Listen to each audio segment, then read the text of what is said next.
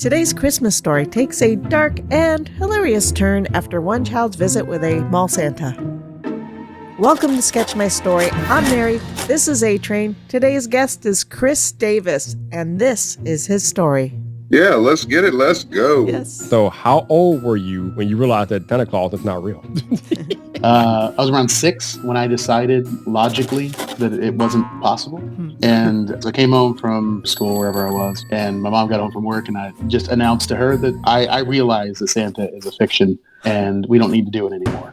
My mother was not ready for that to be the case. Unbeknownst to me, a Santa Claus person lived in the house behind us. One of the every year they do that. And he had been watching me do all kinds of horrible things all year from his window. And so my mom was like, "You're going to see Santa this year."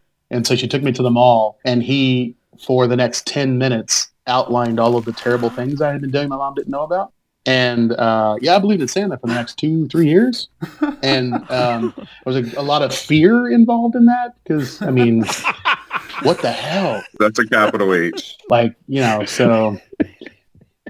So we did not tell our children about Santa Claus because that's like a fear. Like he's terrified. He's watching you all the time, right? He knows when you're good. He knows when you're bad. He's like if you think about Santa Claus, he's terrifying. There's nothing. He comes into your house and locks don't stop him. Oh my God. Eat your food. I mean, it's like there's nothing good about this. So, I mean, more power to you if your kids are all right. But I was terrified the rest of until she was like, that was just a dude back in the backyard. So that's hilarious. That might be the funniest Santa story I've ever heard in my life. You know how wild you got to be to keep up a charade and lie to your kids for as long as you can before they figure it out, or you just tell them? It's sociopathic. Sociopathic? Yes. I mean, yeah. And then she crafted an elaborate scheme for her own benefit because she just didn't want it to be over yet. Yeah.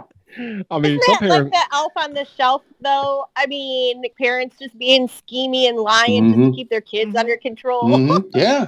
So, did Santa have a setup for a nanny cam in those elf on the shelves at this point? Yes. Because it was too much for the elves to keep up with. So, Probably. one eye is the real elf. One eye is yeah.